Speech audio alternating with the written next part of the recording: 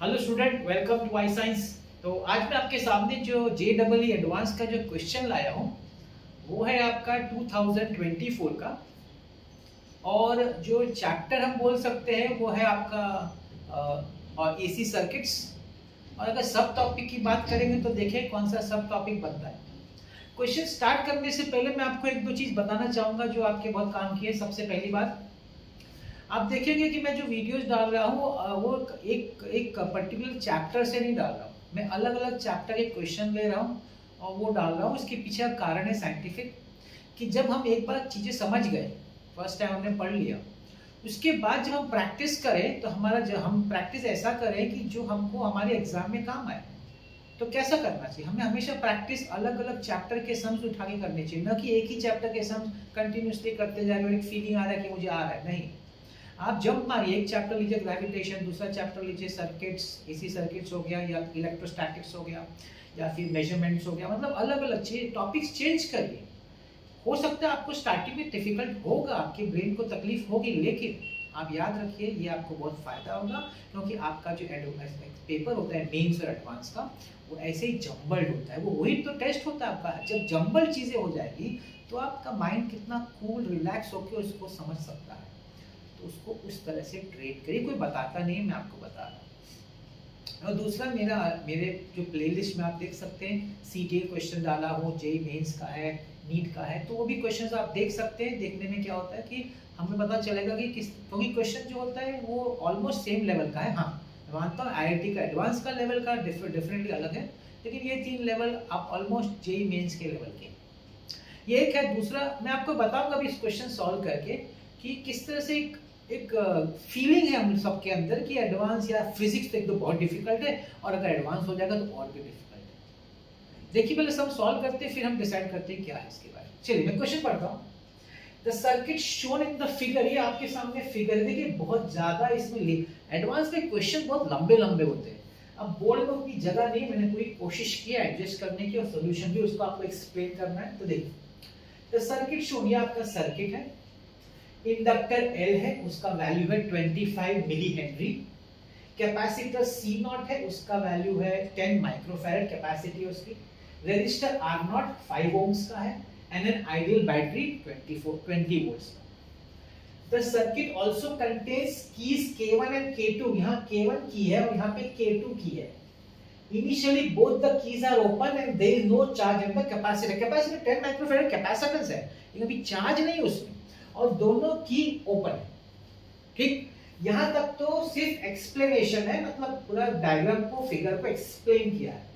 Experiment देखिए यहां से स्टार्ट हो रहा है, यहां से आपका एक्सपेरिमेंट स्टार्ट होता है। अब यहां पे आपको ध्यान देना, शुरुआत करनी है। एट द इंस्टेंट क्वेश्चन को देखिए क्या होता है मालूम है। क्वेश्चन में जो वर्डिंग्स होता है ना, वो बहुत इंपॉर्टेंट रोल प्ले करता है आपके सामने। नहीं तो क्वेश्चन में कुछ नहीं है, हमसे वो जो वर्ड्स अगर पकड़ लेंगे ना, तब हमको तुरंत आंसर आ जाता है। देखिए, at an instant K1 is closed and immediately after this the current in R0 is found to be I1। अब देखिए क्या करते हैं, आप K1 को क्लोज करते हैं, K2 ओपन है, कुछ नहीं बोला मतलब ओपन है।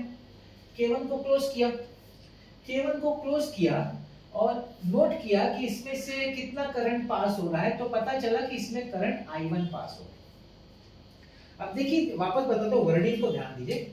एट एन इंस्टेंट K1 को क्लोज किया, इमीडिएटली, बहुत इंपॉर्टेंट वर्ड इमीडिएटली, तुरंत आपने K1 को बंद किया और तुरंत आपने मेजर किया कि इसके अक्रॉस करंट कितना है, या सॉरी अक्रॉस में इसके थ्रू करंट कितना पास हो रहा है। अब देखिए यहाँ पे इंडक्टर का क्या रोल है। इनिशियली जब आप K1 को बंद करेंगे, क्लोज करेंगे, करंट पास होना शुरू होगा, बिल्डअप होगा।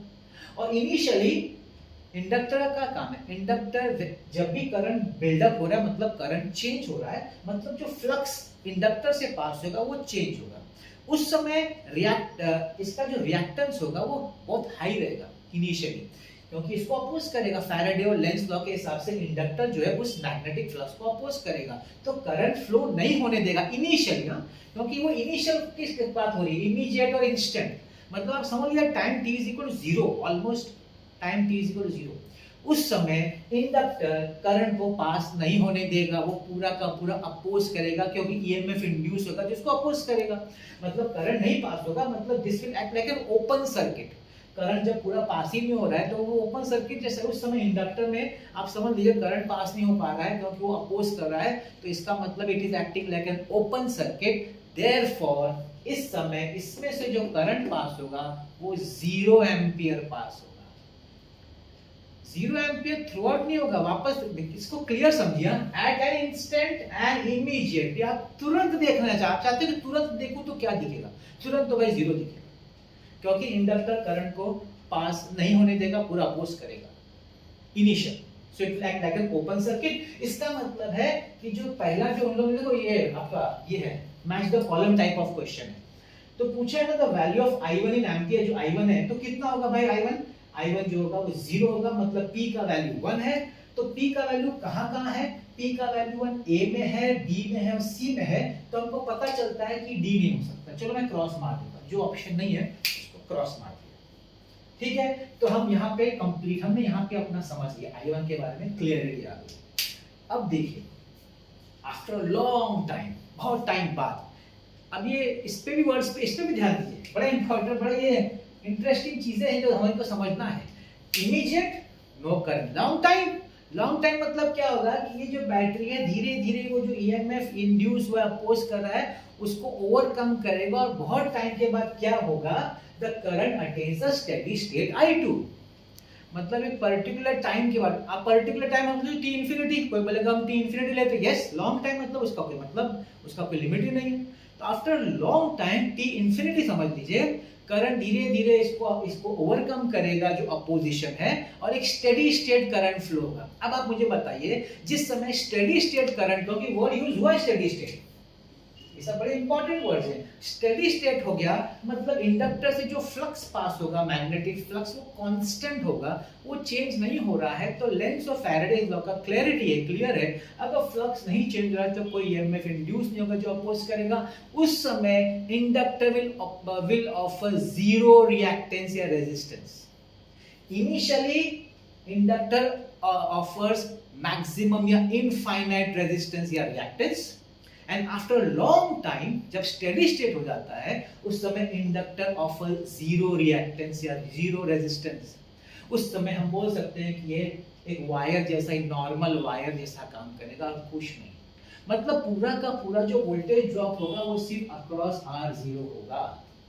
ये पूरा क्लोज सर्किट हो जाएगा, इंडक्टर का कोई काम नहीं है, उसका वो जाने दे रहा है पूरा का पूरा 0 रेजिस्टेंस। तो जो भी वोल्टेज ड्रॉप होगा वो अक्रॉस R0 होगा।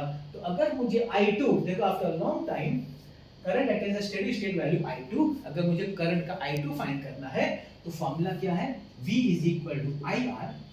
तो I2 will be equal to V upon R। V हमारा वोल्टेज है 20 वोल्ट्स, R हमारा है 5 ओम, इट इज 4 एम्पियर। I2 का वैल्यू 4 एम्पियर है, मतलब Q 4 एम्पियर इज 3, है कि नहीं। ये आपका इधर हो गया और ये आपका इधर हो गया। तो Q का वैल्यू 3 कहाँ है, Q का वैल्यू 3 A ऑप्शन में और C में, B में नहीं है। तो चलो एक और ऑप्शन गया, B ऑप्शन भी चला गया। अब हम लोग रह गए 2 ऑप्शन के साथ A और C। अब आते हैं आगे बढ़ते, नेक्स्ट देयर आफ्टर, ध्यान से सुनिएगा, देयर आफ्टर K2 को बंद कर दिया और K1 को ओपन कर दिया। अब देखिए पहले स्टेप में क्या था, सिर्फ ये क्लोज था, तो करंट सिर्फ नीचे वाले सर्किट में पास होता, ऊपर कुछ नहीं हो रहा था। अब सेकंड पार्ट में क्या कर दिया, K2 को बंद किया, K1 को ओपन कर दिया, अब करंट सिर्फ ऊपर से ही पास होगा, करंट सिर्फ यहीं से ही पास होगा। कैपेसिटर और इंडक्टर यहीं से करंट पास होगा, क्योंकि यहाँ पे बंद कर दिया है, नीचे ओपन है तो नीचे करंट पास नहीं होगा। तो उस समय क्या होता है देखिए, thereafter K2 is closed and K1 is open and voltage across C naught oscillates with amplitude V naught and angular frequency omega naught। तो जब आपका एक इंडक्टर और कैपेसिटर, आपने और एसी सर्किट पढ़ा है, LC ऑसिलेटर है कि नहीं, तो LC ऑसिलेटर का वो कैपेसिटर और इंडक्टर अगर कनेक्टेड है तो क्या होता है कि जो कैपेसिटर में जो इलेक्ट्रिकल एनर्जी स्टोर होती है वो और इंडक्टर की जो मैग्नेटिक एनर्जी स्टोर होती है वो दोनों ऑसिलेट करते हैं, मतलब ट्रांसफर करते रहते हैं अपना एनर्जी एक दूसरे को, और उसी तरीके से उनका करंट का ऑसिलेशन होता रहता है, उसको हम बोलते हैं एलसी ऑसिलेटर। तो वो काम अभी हो रहा है। तो उसमें क्या पूछा है, उसमें देखिए आर का पूछा है value of omega naught in kilo radian per second. Angular frequency omega naught है, आप जानते हैं फॉर एलसी ऑसिलेशन, आप जानते होंगे एलसी ऑसिलेटर में आपका जो ओमेगा नॉट का वैल्यू होता है 1/√LC होता है, ये आप जानते होंगे। इलेक्ट्रिकल रेजोनेंस आपने अगर पढ़ा है तो 1/√L कितना है, L भाई 25 मिली हेनरी है 10⁻⁻3। कैपेसिटेंस कितना है 10 × 10⁻⁻6। तो दिस विल 1/25 का एलसीएम 5√5 है, इधर मैं 100 लेता हूं, इसका 10 हो जाएगा, √10⁻10 1/5 10 10⁻⁻5 -5 ऊपर जाएगा तो -5 + 1 -4 ऊपर जाएगा तो +4 10⁻⁴/5 that is 2000 radian per second. 2000 radian per second उनको किलो में चाहिए, तो 2000 मतलब 2 किलो हुआ, 2 किलो मतलब किधर आया, आर का ऑप्शन 2 आया। आर का ऑप्शन 2 ए और सी में अरे दोनों जगह है, तो अभी भी क्लैरिटी नहीं हुई है क्योंकि R2 जो है वो दोनों जगह है। 2000 का किलो में करेंगे तो 2 होगा, 2 किलो। तो ये अब ये हो गया, अभी लास्ट स्टेज पे आ गए। अब हम लोग लास्ट स्टेज पे गए, हमको V0 का वैल्यू चाहिए। ऑसिलेटर आप जानते होंगे जब LC ऑसिलेशन होता है तो मैंने जैसे आपको बताया इसकी जो इलेक्ट्रिकल एनर्जी स्टोर होती है कैपेसिटर की और मैग्नेटिक एनर्जी स्टोर होती है इंडक्टर में, वो एक दूसरे को ट्रांसफर होती रहती है। तो फॉर्मूला क्या है भाई, formula yes formula half CV square is equal to half Li square. I hope you know this formula. This is the electrical energy stored in the capacitor और ये है magnetic energy stored in the inductor. तो यहाँ पे आप C0 ले लीजिए, इसको आप V0 ले लीजिए, L I0 ले लीजिए या I2, यहाँ पे I2 होगा। तो हाफ और हाफ कैंसिल हो गया, आपका C0 का वैल्यू कितना है 10 × 10⁻⁻6, ये हमको चाहिए। L का है 25 × 10⁻⁻3 और I2 लेंगे हम लोग 4 एम्पियर। क्वेश्चन ये होगा कि सर 4 कैसे लिया, ये तो सर्किट ओपन और ये क्लोज्ड है। तो देखिए ध्यान से सुनिएगा, समझिएगा 4 क्यों लिया, ये डाउट हो सकता है। आपने जब इसमें स्टेडी स्टेट किया 4 तो करंट 4 इंडक्टर से ही पास हो रहा था, कि जैसे आपने ओपन कर दिया तो इंडक्टर में अपोज करके उसमें जो इंड्यूस हुआ ना ईएमएफ, उसकी वजह से 4 एम्पियर का जो एनर्जी यहाँ पे स्टोर हो गया है। Please understand this very clearly. Energy जैसे ही आपने इसको ओपन किया तो करंट रिड्यूस होना शुरू होगा 4 एम्पियर से, तो वो जो अपोजिशन होगा इंडक्टर का वो एनर्जी स्टोर होगी इंडक्टर में as a magnetic energy with the formula half Li2, so वो एनर्जी स्टोर होगी। और जब आप इसको क्लोज करेंगे वही एनर्जी C0 को मिलेगी, अगर आपने LC ऑसिलेशन पढ़ा है, और वही ऑसिलेट होती है। तो V0² इज इक्वल टू 10⁻⁻5 हो जाएगा, तो 25 × 10⁻⁻3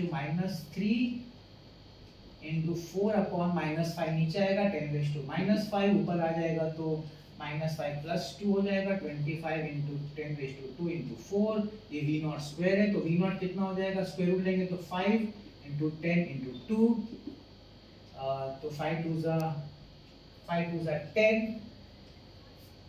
10 × 10 100 नहीं, एक मिनट, दिस इज 25 × 10⁻3, अच्छा सॉरी 4² है, आई एम वेरी सॉरी, ये 4² है, 4² है तो इधर 4 आएगा, 5 4 = 20 दैट इज 200।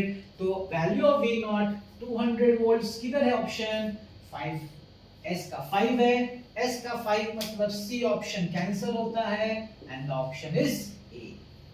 यहाँ पे I2² था, मैंने सिर्फ I2 लिखा था, वो गलती हो गई लिखने में, तो 4² होगा, रूट लेंगे तो 4 and that's how we get 4। मुझे यहाँ भी आपको चीज बताना था, देखिए आपने देखा कितना इजी था, जे एडवांस या IIT का क्वेश्चन है। देखिए क्या इसमें कोई एक्स्ट्रा नॉलेज चाहिए क्या, अगर आपके पास टेक्स्ट बुक है, एनसीईआरटी बुक है या आपका स्टेट बोर्ड का बुक है, वो अगर आपके पास नॉलेज, तो उसके एक्स्ट्रा इस नॉलेज चाहिए क्या सम सॉल्व करने, बिल्कुल नहीं चाहिए।